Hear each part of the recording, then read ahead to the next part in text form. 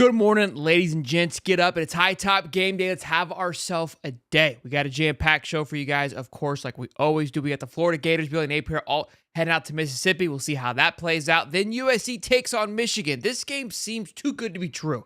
The points keep going closer and closer and closer. We got Jay Crane to talk about that. Who's going to be the big breakout star for USC? Then Oklahoma plays Tennessee.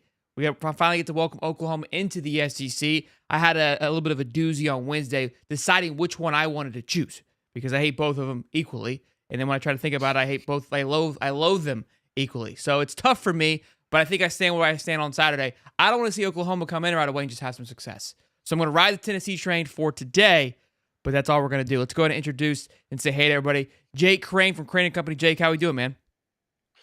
Doing good, man. We're about to have like 14, depending on, the Hawaiian time, like 15 hours straight of college football just poured all over me. My body's ready. It's fantastic. Friday was an absolute banger of games last night, a slate of games. Yeah, upset city. It's been drunk already this week. I mean, South Alabama pantsed App State on the road. And then last night, man, Stanford going in and beating a Syracuse team that, looked like they were going to march their way to 3-0, and people were going to start talking about, hey, maybe they can do something in the ACC. And then Nebraska, man, tough one last night against Illinois. Got to give Altmaier and them credit. 400 consecutive sellout at home, but you don't get the dub. So yeah, it's been drunk already. Let's see what happens today, though.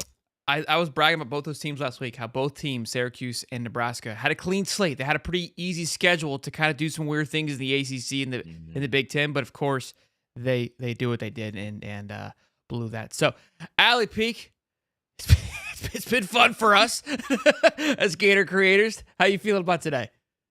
Not well, Shelton. Not feeling well about today. I can't think of a moment where Florida needed a win more than they do right now, just in recent history. And we don't play well in Starkville. We don't play well at noon games. I guess this season in general, we just don't play well, but a little nervous going into this one. We kind of gave up the surprise already with your breakout player being Blake Shapen, which is like you may think it's a joke at home, but last week you joked around saying, "Hey, can I make it Texas A&M's backup as the breakout star?"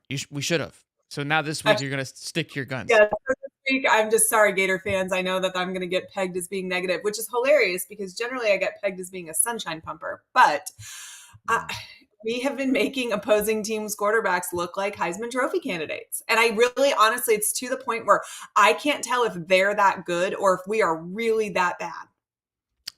We don't know. And look, this game scares me. It's on the road. And even Billy in his presser on Wednesday said it's going to be a tough week one or a tough game on the road, especially with your first one in the SEC. I said, great mindset, Billy. Like a loser statement, though? Like, yeah, history says that on the road, first SEC game, it never goes well. Like, what? Why say that? Yeah, we're out for blood, and we are coming home with the dub. Like, can I get him and say that? That seems too easy. Allie, thank you. Look at that, Jason. It made it on time. Look at this. This is not going to be a good look for you, Jason. It's going to be bad luck. You're late to the show. Tennessee's wrong camera. Yeah, I know. The guy has no clue what he's doing. He's showing up to the game 7 hours early. You get your camera figured out, Jason. God, we'll be back and just ready. Yeah, he's in shambles over there. Boys and girls, this show is, of course, brought to you by BetUS. Let's dive right into it, Mr. Jake Crane. USC plays against Michigan today at the Big Blue House. They said they're headed into Big Ten country. Technically, they are Big Ten country now. In this game, Jake, you're the betting guru. Well, the wife is. We should have asked her. But this game moved from like 6 to 5. Now it's down to 4.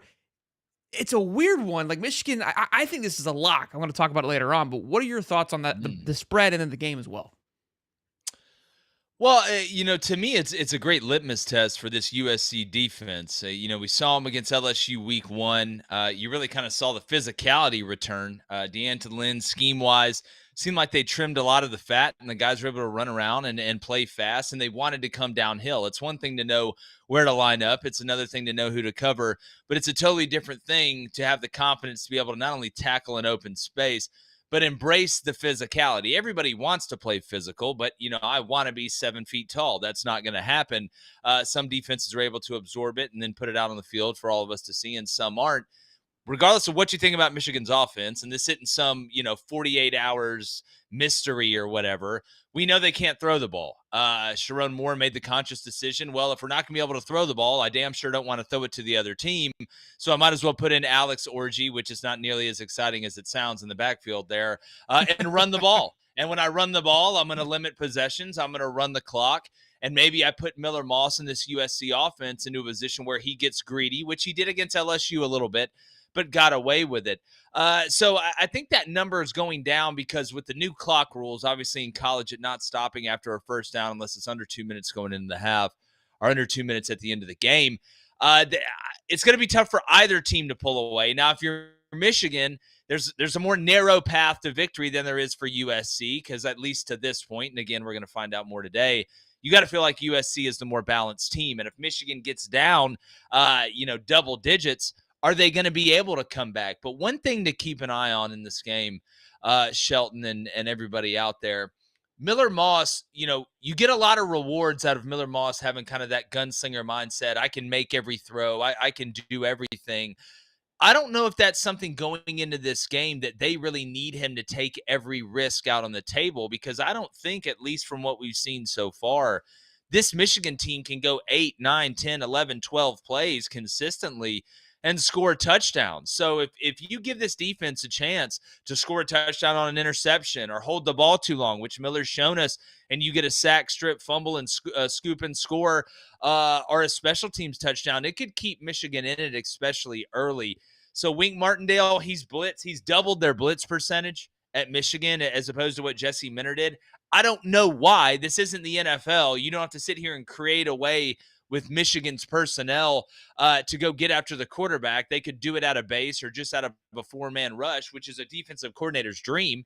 I don't want to have to funnel resources to bring pressure. So I think the limited possessions and the way that Michigan is going to play this game, and deep down, Lincoln wants to run the ball just like Heupel does, just like Lane does, just like Sark does. So it's an interesting matchup, but just to put a bow on it, Shelton, the fact that we're sitting here questioning, is USC going to out Michigan up front after what we've seen in the past, is straight out of an M. Night Shyamalan movie, dog. The Michigan, look, I think you're telling me Michigan's going to do some old school football. Just smash mouth, run. Well, they can't do anything else, yeah, Shelton. look, I mean, you seen them? I mean, it's scary to think like they're telling you exactly what they're going to do. There's no secret. There's no surprise here. And I guess they're expecting USC to kind of fall into that Venus fly trap that Kyle Whittingham puts together so well over at Utah. I just don't see it. I could be falling into this Lincoln Riley USC trap once again. I jumped off last year, but he kind of sold me against that LSU game by providing defense, which we haven't seen USC do in quite some time. Let's talk about your breakout player for USC today. Dude, I like Lake McCree. First off, I'm a big name guy. It's just like in baseball. If you got a good name, you're probably going to play good. He's a guy that actually leads them. If you look in receiving yardage, he's a guy that's a matchup problem. And when you get into the red zone, and this is one of those teams, and every game, obviously you get paid to score touchdowns in the red zone. You don't get paid as an offensive coordinator just to move the ball in between the 20s, just like you don't get paid as a defensive coordinator just to stop people in between the 20s. You got to, whether it's sudden change on a turnover, special teams play, whatever, you got to be able to hold teams to field goals. So you're going to go to your matchups, right? If I got a power forward in basketball or a center that's a stretch 5 or a stretch 4 and can shoot the 3, well, that's a matchup nightmare, and that's what I think Lake is. You look at his size, not only that, but his ability to high point the ball and his natural feel as a receiver and as a blocker. You don't see that a lot. Lincoln Riley can put him out on the outside. He can line him up on the inside. He can put him on the hip at the end of the line of scrimmage. And that split zone bluff action that they run, that HT counter that they run, they like so much, which they got a lot built off that. Lake's a big part of it. And you're going to see that against Michigan today, I think, a lot, especially when you get in the red zone. Because on the other side, we don't know if Colson Loveland's going to play for Michigan. So if Colson did play, he would have probably been my breakout guy, even though I do have USC winning this game. But I think Michigan covers not only a 4.5, but a 3.5. It just feels like a field goal, little walk-off job here at the end. I was going to ask you your thoughts on that, and nothing sexier than a tight end with a great name in Lake McCree. So you like Michigan to cover the points, then that's not going to bode well for our segment later on our parlay picks. But Yeah, I mean, and not unless it gets to 2.5 though. 3.5, I like. 4.5, I really like, because obviously football's a game that's played in 6s, 7s, 3s, and 4s. So give me Michigan to cover, but USC to win. I just, the only thing I would say to USC is don't make the same mistake Jim Knowles made at Ohio State a couple years ago and say, all right, well, Michigan really can't throw the ball at all, so I'm just going to play zero coverage the whole time, because one slip, one bad moment of eye discipline, one false step or bad angle, and it's not a first down, it's a touchdown. So I'll be interested to see how D'Anton Lynn plays this, but he's going to bring out the wand if he has to. Michigan's on a slippery slope. They're going to come up later on in this segment when we have the around the table. So keep your eyes peeled for that. Jake, don't go anywhere. We'll see you in just a minute, man. I appreciate you. We'll see you. We'll see you soon. That is Jake Crane, ladies and gentlemen, with USC versus Michigan today. Now we're going to hop on over to Oklahoma, taking on Tennessee at home. A little family reunion. No orgy on this football team here, but should be an exciting one with Jason and the boys there. Jason, how you're headed to the game now, right? Yeah, man, I'm here. I'm just outside of the area. I was trying to find a place to park, man. It's a little packed down here with game day, so just trying to find a place to pull over and talk to the boys. We appreciate you. We appreciate you locking it in here, man, and joining us today. Let's talk about it. I saw your TikTok last night, actually, kind of perfect timing for this as you guys set up against Tennessee. Oklahoma, you guys run your mouth, as we all do, more than most probably.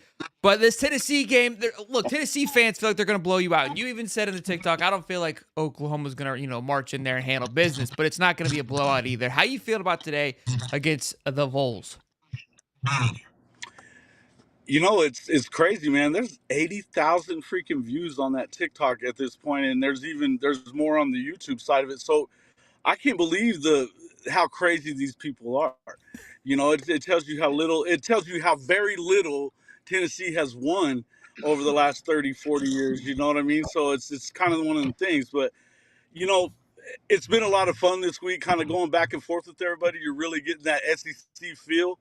I would tell you that, yeah, I think that they've got a really good offense. I don't think that they've been tested whatsoever at all in any way, shape, or form with the teams that they've played.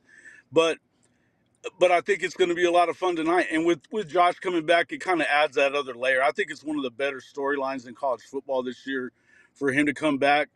He was unceremoniously shown the door as the offensive coordinator. But I think that had it not been for that, he doesn't end up where he is right now. Absolutely. So you're feeling, we'll kind of get towards the end. I know you think it's going to be a close one here. Oklahoma's defense holds up against the Tennessee offense and kind of threatens them a little bit? Yeah, I think so. I think, one of the things I know we've always talked about coming into the SEC is that trench line, all the trenches. And on the defensive line, they are really stout there. They're probably 6 deep just in the interior side, and they've done really well as far as on the edges as well. So you got a guy like, R. Mason Thomas, who comes out and has 3 sacks last week, a pass breakup, and a strip sack. So it's just they're going to do really good there. Danny Stutzman, you can go ahead and hand him the buckets as long as he stays healthy the rest of the year, because he's been unbelievable. And then so they're going to get a lot of pressure, I think. And with having Lance Hurd out, at left tackle, that's going to be tough for them, I think. So I do feel like this is going to be a test that you really haven't seen before. And that's one thing we know about Brent Venables. As much as we'd like to see this offense have already looked a lot better than it has, we know that defensively, this is what Brent Venables does. And with the new quarterback, he hasn't been tested. This is his first true road game. I feel like if they can shut down the run even just a bit, they're gonna put Nico on a blender, and that's gonna be tough for him. Talk about your breakout player for Oklahoma today. Jackson Arnold. Listen, it's kind of time for him to step up, and he looked a lot better last week. But I would tell you that I think today they need him to be able to hit that deep pass down the field, and they got to start throwing the deep pass down the field too. But when you get Nick Anderson back, this is a guy that had 10 touchdowns last season. He was truly their go-to guy. He's a 6'4" NFL type wide receiver that's going to open up a guy like Deion Burks, and Andrell Anthony's coming back as well, to be able to get deep. You can't just bracket in Deion Burks anymore. I think that means that Jackson's going to have to let it go. They're going to have to get him out there and get him kind of going. I feel like it's kind of the same deal for both quarterbacks, but I feel like this is his time to step up. It's a home game.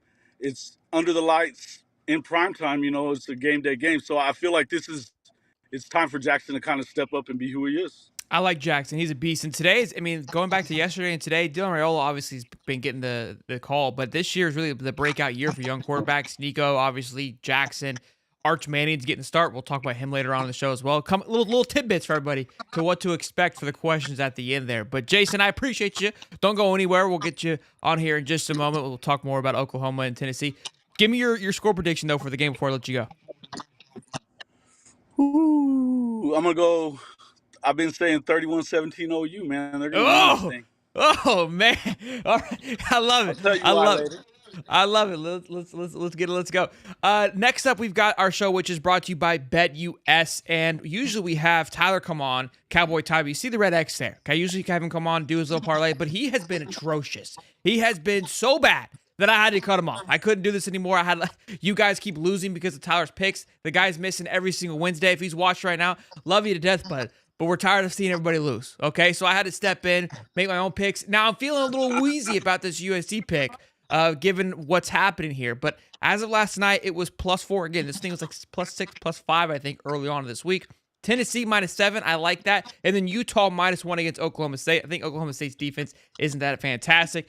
But like you just said, we got Oklahoma in here feeling pretty confident against Tennessee. You see Jake thinking Michigan's going to cover it just fine. So maybe I messed this one up, but USC feels too good to be true. This feels like it's a lock, in my opinion. And again, use the code YouTube150 at betus.com to get back 150% on your first 2 deposits and $125 on your third deposit. So, no Cowboy Ty this week. Maybe if I drop the ball, we'll bring him back. But let's move on to our next segment, which is with Allie Peak and our lackluster Gators here against Mississippi State today. What's going on, Allie? I'm here. It's Saturday. There's going to be college football on my TV. So, it's hard to be too negative. Just don't know that we're getting a win from our Gators today. So you're not feeling too confident in going on the road, even though Billy gave us this the whole big speech about going onto the road and we're going to do well. None of that's fired you up for today? He told us, history says that your first SEC game on the road's really tough. So, in his monotone, whatever, like that was not inspiring in any way. Like I told you before the show, I want someone to stand on the podium and be like, we're pissed, we're hungry, we're coming home with the dub. And nobody inside that building is willing to stand up there and say that, which I don't love. I saw a few. I know you and I were I think a lot of us, the Florida creators, are on the same boat. We're all out on Billy. We all also understand and respect the fact that it's a job and we're not here to, completely throw someone under the bus. But at the same time, we're tired of losing. I saw somebody talk about earlier this week about blindly supporting Napier and which I've been on that side. I think it's fair to say. I've been on that side too. I get that. And here's the deal. He's my coach till he's not, right? So sure. I hope every Saturday he goes out and wins. And if winning every Saturday saves his job and it means he's still my coach next season, I'm okay with that because I want the Gators to win. I'm never out there rooting for them to lose, even if that means coaching change or whatever else. But I am also unwilling to not call a spade a spade. And this is stupid. Like, I don't know if you saw this stat that was floating around Twitter, but if Billy Napier won 14 games in a row starting today, he would still have a lower winning percentage than Ron Zook, who we fired this exact game 2.5 years into his tenure at Florida. 14 more wins would still not get him to that point. Like, that is honestly wild, right? Yeah, everything is just pointing to like we have to move on with this. And look, I've supported the patience, I've supported the time, but then last night I'm watching the 2 big games. You got Syracuse and Fran Brown, what he's done in just 6 months, 8 months of being there. Like, this is we want to talk. We gave Billy the excuse of like, hey, there was no talent there. There's nobody there. Syracuse literally has nobody there. I don't even think they were a football team up until this year. I'm kidding, obviously, but again, Syracuse, and then Nebraska. Nebraska they've been clamoring to be good for forever, but haven't been good or close to good in however long. And look, they lost yesterday, but you land the number two quarterback in the country last year, and they look. I mean, they kind of lost that game there at the end. They should have been able to handle Illinois personally. And I think the rookie quarterback in Dylan Raiola probably caused a little bit at the end. He kind of saw that the lights got a little too bright, but they look fantastic in just his second year. I mean, everybody looks better than Florida looks at this point. And I also subscribe to the concept at the beginning that we can't keep burning through coaches every 3 years. I do think it devalues the job, right? But right now he's devalued the program by never giving, putting a reasonable product on the field. There is no signs of life. There is no signs of improvement. If you win 5 games the first year and you win 7 the second, like I'm all in on that third year and you get 9, guess what? You get year 4, you get down to year 5. I'm not saying you got to go to the SEC championship game year 2, but this is stupid. There are, we are battling for last place in the SEC with Mississippi State today. Like that is legitimately where we have fallen at this moment. And, I saw somebody say, man, Florida's favored by 6 against Mississippi State. And somebody else commented underneath it and said, yeah, Vegas thinks we're 18 points less talented than Toledo. And like, that is legit what it feels like right now. Yeah. This is such an embarrassing product. I think we could find somebody off the street and pay him $1 million a year and we would be winning more football games. There is enough talent there to win more games than we're winning. You want to say we shouldn't beat Ole Miss, we shouldn't beat Texas, we shouldn't beat Georgia. I'm okay with that. Like I'm on board with teams that have more talent should win a game against Florida. But you cannot tell me that the talent profile at Mississippi State and Florida is even in the same realm right now. Sure. It's not. And yet here we are. So let's talk about your breakout player for today then, Allie. Segue to that, which is perfect. It's not on Florida. Nope. No, I think Blake Chaffin's going to have a great game today. You said it at the beginning of the show, but last week when you texted me, I jokingly said Texas A&M's backup quarterback was going to have the breakout game. And he did. He did have a breakout game. So I've decided to go with my gut here on this one. Sorry, Gator fans. I'm interested to see if Mississippi State can get Shapen more involved in the offense in a design run capacity. He's been really good scrambling this season, but they really haven't called a lot of plays for him on the ground. And I'm sure that's to keep him safe, but their offensive line's not very good. Neither is their defensive line. And they have to be able to move the ball. He is a weapon. So, I think that's what we see happen today. Running quarterbacks is definitely our kryptonite. A lot of things are kryptonite on the road. Just anybody else on the other side of. What's our strength? Well, I was trying to go. I have more things for kryptonite. Can I go? I wasn't prepared for the strength question. I didn't. We've got a great fan base. We continue to show out. So not like Nebraska, 400 games in a row of sold out. When I saw that, go, these guys are nuts. I couldn't believe it. They held that record for a very long time, and we did lose it a couple of years ago, but we did hold that record for a very long time. Yeah, I mean, kudos to them at this point. It's like, look, like Nebraska, the reason why the fan base is so good, it's like, look, this is all we've had for the last 20 years is just this record, so let's not lose this. They've done a good job, and now it's coming full circle. All right, Allie, I appreciate you. Don't go anywhere. We're about to hop into the high top game day. Score prediction, though, for the game before I let you go? Let's do it. All right, let's see. I think it's going to be 31-28. Not positive which team's going to be on the top for that. Oh, okay. Leave it as. Say Florida. Look, I'll be a sunshine pumper right now. Let's say Florida figures out a way to win 31-28. How about that? Perfect. I love it. 200 strong, boys and girls. Be sure to smash the like button and subscribe. We're getting into the best part of the show, which is high top table talk, where we bring everybody back on and ask some intense questions. Let's get into it.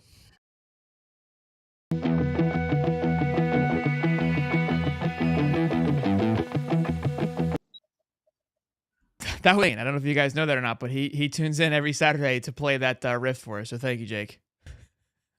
No problem. Let me put my guitar down. Jason, I think you muted yourself, big guy, so it's gonna be tough for you to answer these questions, and you are first. So either you need to log back out or come back in, or It says guests muted themselves. So there we go. There we go. God. That looked like the start of the Joker video off The Dark Knight when he kidnaps the guy pretending to be Batman. Yeah.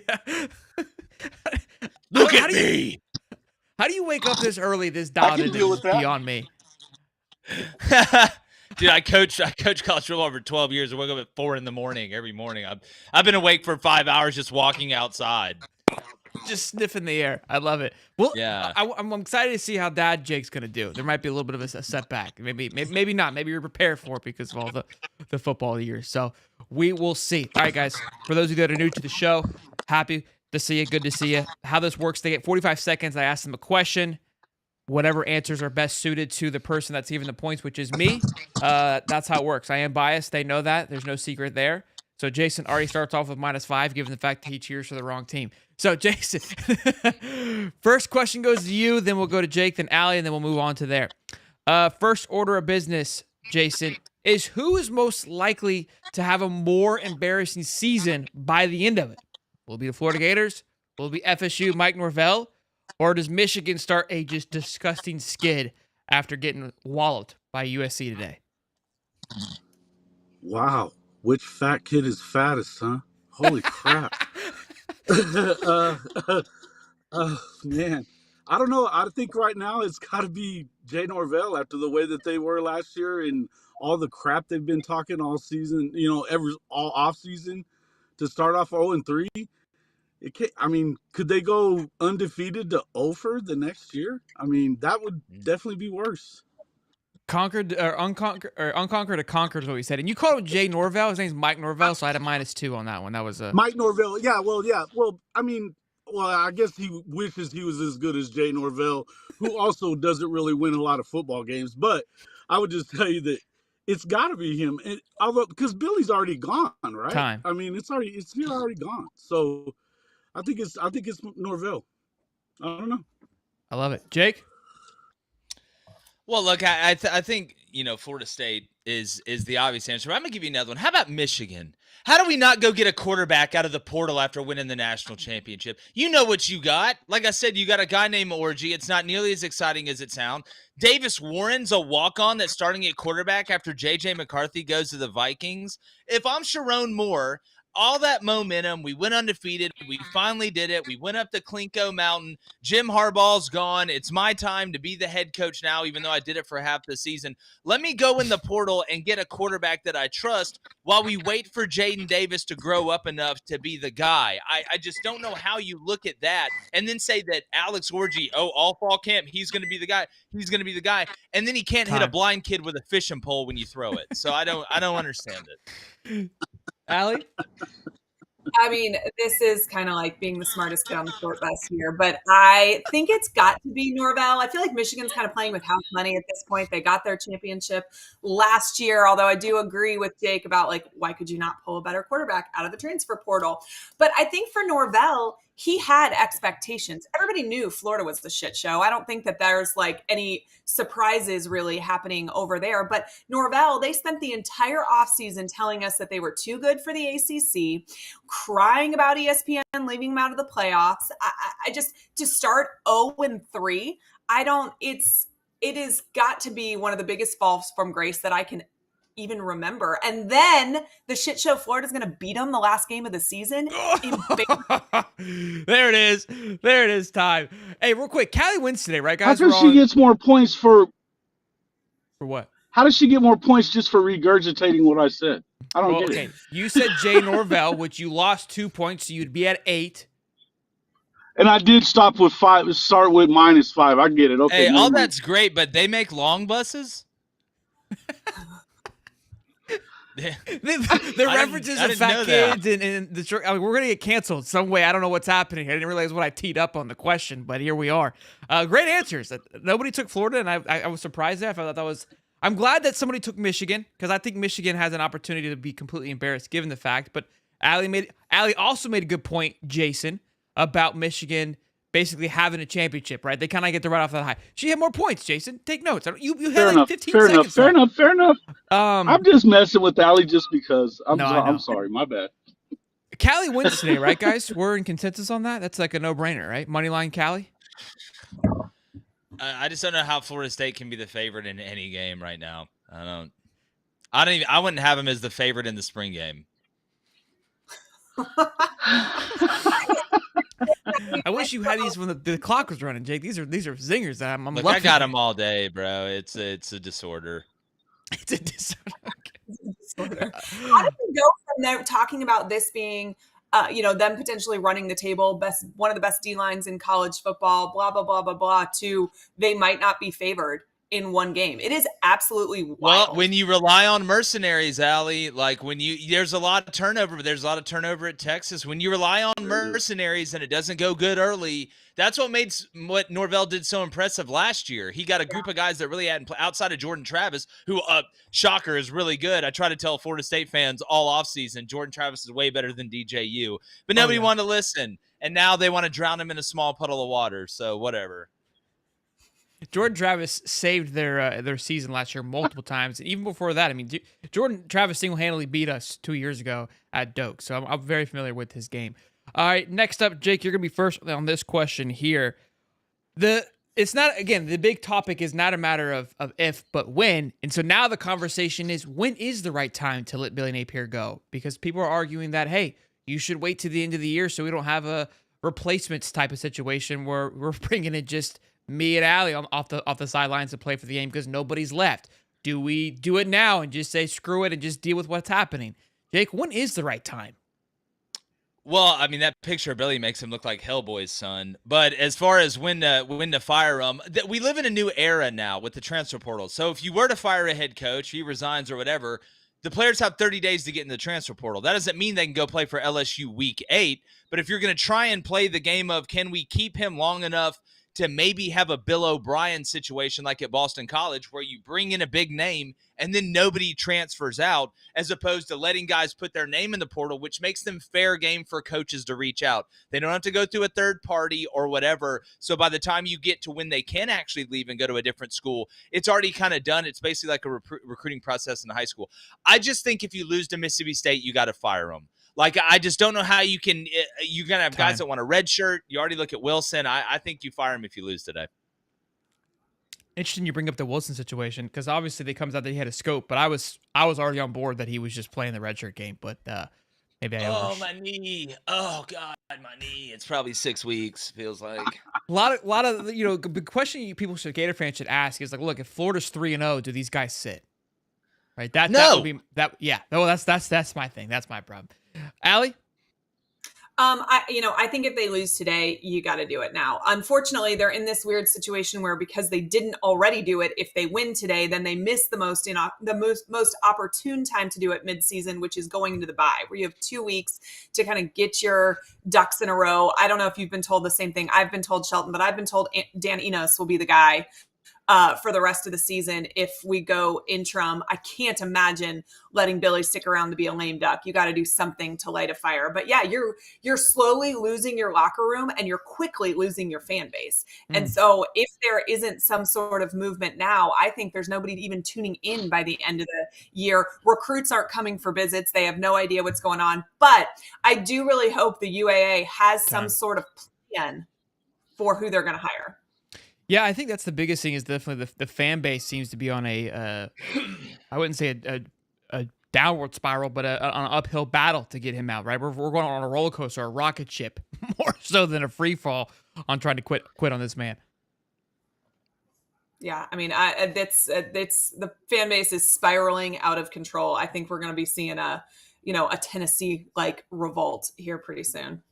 Hey, Allie, can I ask you something just real quick? I used to think, like, growing up, like, God, how did, like, the French Revolution happen? Like, all these people just got so pissed off. They stormed, like, the palace and just, like, shot the king and all this stuff. But if you think about it, really, at what point is it, like, Florida fans, I can start to understand it now, or some of these college football fans, like, at some point, you just got to go up to the AD. I'm not promoting violence, but it really kind of makes sense, like how it used to go down back. They're like, if we lose to Italy today, we're going in there and burning it down. Well, I think for the people they care about, which are the big money boosters, right? Let's be real. They're looking at this situation and they're saying, hey, when we were sitting in this situation 24 years ago, we had way higher standards. What's changed today? You're not getting any more of my money until you show you can put a competent product on the field. And in Florida is a big brand. And when you look at some of these schools who are winning, Texas A&M just beat us with a year one coach. We're about to go into year one quarterback with a backup. A day one quarterback, right? Like we're going into Mississippi State, Jeff Lebby, year one. And I mean, they're terrible, but we're also pretty sure we're going to lose. So like, I don't know what that's saying about us. This is year three.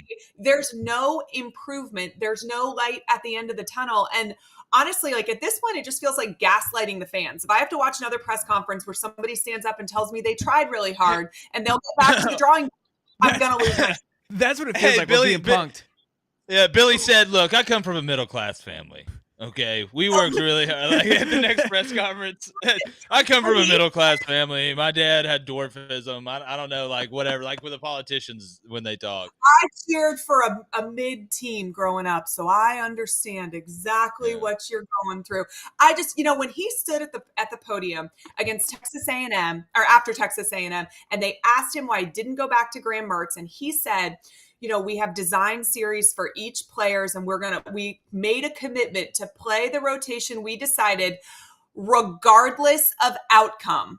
There's no going back from that for me. He is allergic. He is allergic to the word audible. He doesn't understand what audible means on the field. And trophies. He feels bad because he likes both these guys. So he wants to give them the same number of plays, make the tough decisions. We pay you $7 million. Allie, the offense is in the context of where it is. Like that's just what it is with Billy. That's how he answers questions. Oh, the bus goes here, the bus goes there because that's what the bus does. If you listen to it is one thing. When you read, when the beat writers write what he says and you read it, you're like, wow, this is worse than it sounds. This is like it's literally just jumbled up words. I'm like, I feel like I just may have lost. I'm gonna go on the short bus. Like that's where I'm at with losing brain cells. USF is constantly trolling us. Golich stands at the microphone once a week at least and takes a veiled shot at Florida. Oh, I opened this water bottle before I got here because I'm not going to be a meme. Well-called plays that are badly executed are bad plays. Like, I mean, I legit every time I watch him, I'm like, he is taking a shot. He's from Russia. That guy's a stone cold killer. That's who we need on the sidelines. Listen, from Moscow, Russia to USF. Dude, no Anarchy 99. Oh man! All right, Jason, we kept you cold. We iced the kicker here in the middle of the second question. Do you remember what it was? Yeah, listen, I think if he dies, he dies. Let him off with his head at halftime, for God's sakes. Who cares? At this point, I mean, you got to get rid of him. I think it's clear that they were probably waiting on week 4 so that if the guys decide to go ahead and leave, at least they don't get to burn a red shirt for somebody else. I think that's probably what they were doing. But yeah, I think if you're losing at halftime, they should go in there and be off with his head. I mean, roll in the next guy then. I don't know. I don't see why they waited other than the whole red shirt thing. But yeah, man, this guy, he every time he opens his mouth, it sounds worse. I mean, it literally sounds worse. And then when you add in the monotone stuff, you're just like, good Lord. The guy's just, he doesn't belong. I love, so on our Wednesday show, we have an Around the League segment where we talk other than usually just Florida football. And I'm like, this is the league right now. Nobody else is talking about anything else but us right now. So I didn't have anything for this week because clearly this is the hottest topic on the internet. I'm here for this. This is a little bit cathartic for all of us. Listen. Nothing's better than firing a coach. Come on. It's a brand new day. Look, I kind of through our rant there. Day. The one thing we Florida fans, I guess, could be a little excited about is we just talked about a slew of teams that were able to turn around it within a year with less talent. Most of these teams have less talent and looks remarkably better with a new coaching staff in place. So I know we're panicking. We're trying to find the best way to maneuver through this transfer portal and recruiting class. At the end of the day, whatever's going to happen is going to happen. It's inevitable. I don't think you can try to patch together whatever you want to do. There's going to be 2 portal cycles regardless. But The biggest thing is early signing day is December 4th this year, which is the first Wednesday of December.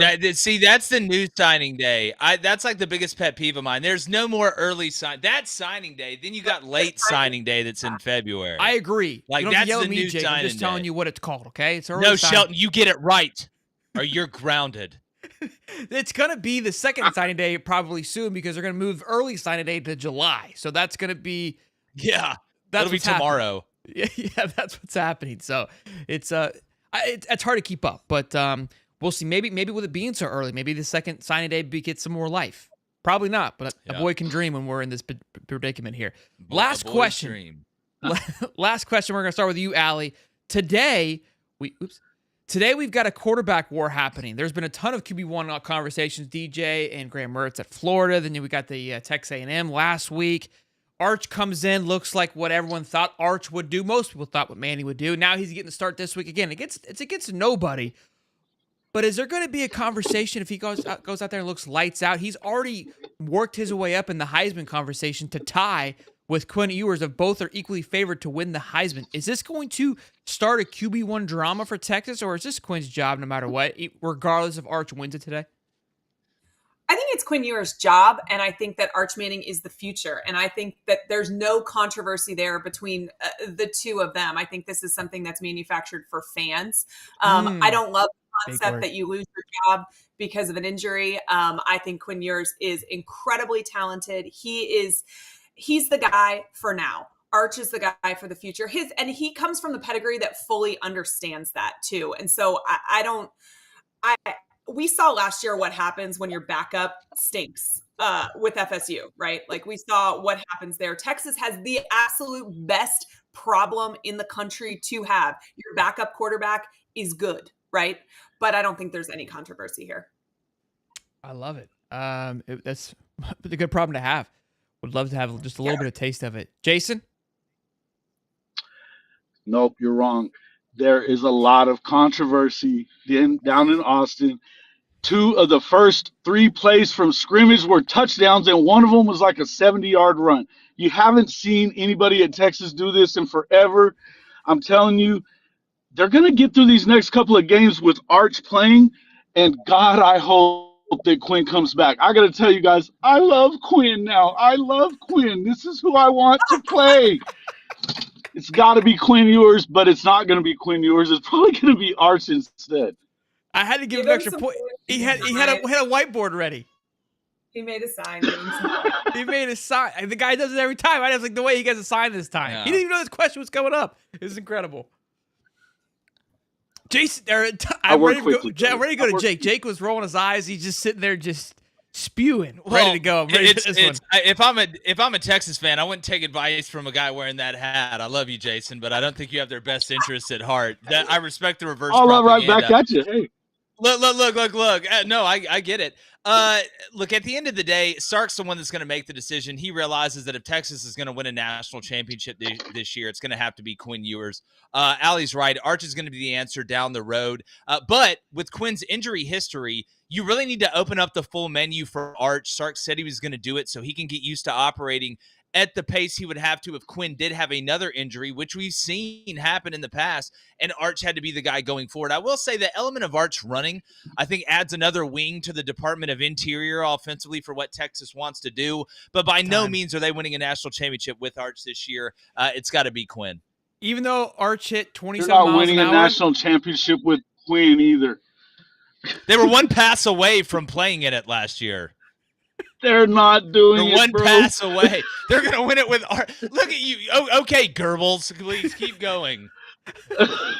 I love this debacle here with it. Look, I mean, they have a good problem to have. I agree. The reason I say win the job, because obviously with DJ Lagway and Graham Mertz, Graham goes out with an injury, but we kind of argue that DJ won. A lot of creators are saying that DJ won that job against Sanford. Now, it's a much different situation. Quinn is not, or Graham is not Quinn, right? So there's a big separation gap there. But look, I mean, I like Jason's perspective. If he goes out there today and just absolutely lights it up against UT Monroe, I mean, there's going to be... It's ULM, and their head coach was the offensive coordinator when I coached at South Alabama, and he was actually my brother's high school head coach in Bryant Vincent. So General Booty's... Listen, I'm just saying that Some respect. It's gonna be a I'm dog fight. As an Oklahoma fan, I'll tell you who I don't want in the game, and it's Arch Manning. When 3 weeks rolls around and you've got the Red River shootout, I don't want to see Arch. I would rather see Quinn. We know you can rattle him. Jason, you could put me back there. I think Oklahoma gets clapped. I wouldn't be worried about if it's Quinn or. Y'all just better worry. I don't about trust Nico. it. You don't have the arm for it, buddy. You don't have the arm for it. I can run 19 miles an hour. I can swing out to the right and get going for 19. Lies. Did you lies, see that lies, Arch and ran faster than propaganda. Tyreek? Was That's that true? all that is. Or is that propaganda? Propaganda, bro. I love the words. We had what was manufactured by the media. That was Allie's big take today. Then we had propaganda from someone else. There's a lot of good words today. I appreciate the efforts. Those were good stuff. I mean, Jake, I expect his zingers, but and the sign, I can always count on. Great. Yeah, The heart looks really good too. It's kind of actually making me worry about you a little bit, Jason. That's a little too good. we are towing a line today, and I'm loving it. Boys and girls, 200 strong. Allie, you are the champ again, back-to-back champions. Jake kind of made a late little run there. Yeah, I do got to feel win something. Yeah. Literally what I was going to say. The Gators have had something. To be fair, I feel like the questions are definitely in favor of Allie because they've been a lot of Gator questions, and so she's extremely passionate about these questions the last 2 weeks. She crushed it with Lane and Billy again. Allie, give your 30 seconds of love. Tell us where they can find you too. Okay, well, you can find me on YouTube at A Peek Inside Florida Gator Football or on Twitter, Allie_Peek. And yeah, I'm just glad that there's a Gator that can find some wins this season because I don't think that the Gator football team is going to come up with very many this season at all. Although I think they beat Florida State. I mean, honestly, that's going to be what makes us happy. It allows us to go to the end of the off season. I'm hoping. Look, Florida's. We wait all year as creators for this. Can we bring Ron's book back for that last game? He dominates on that field. Like, can that be our interim head coach? It'd be a little poetic. I wouldn't mind it. And then maybe Urban comes back next year. We can just kind of recreate history. I wouldn't be against it. Look, we wait for these 6 months or 4 or 5 months as fans.